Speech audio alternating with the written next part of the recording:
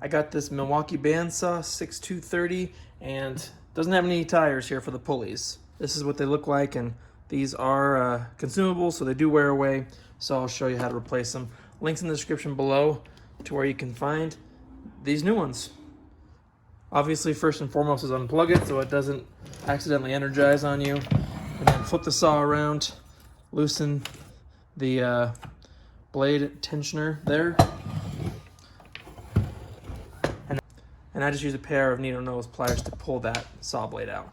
Since I don't have any of that, we can move right into actually putting the pulley tires on. So we'll start here with the drive pulley. I found a lot of success just lining up 2 of these indentations with 2 of the marks on the actual pulley, and then just holding that in place, and then it seems to stay. So I'll just hold that and then work my hand around.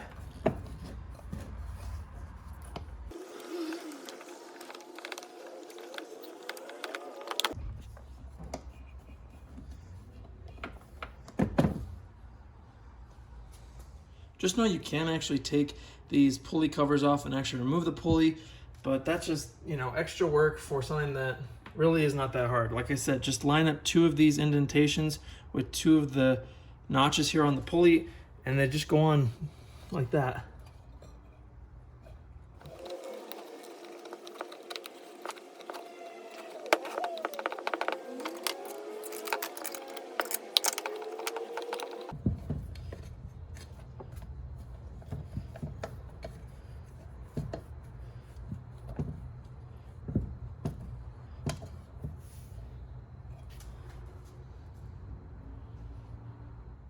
Now just insert your blade,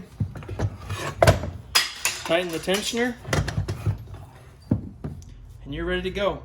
Links below for the tires that go on these drive and idler pulleys.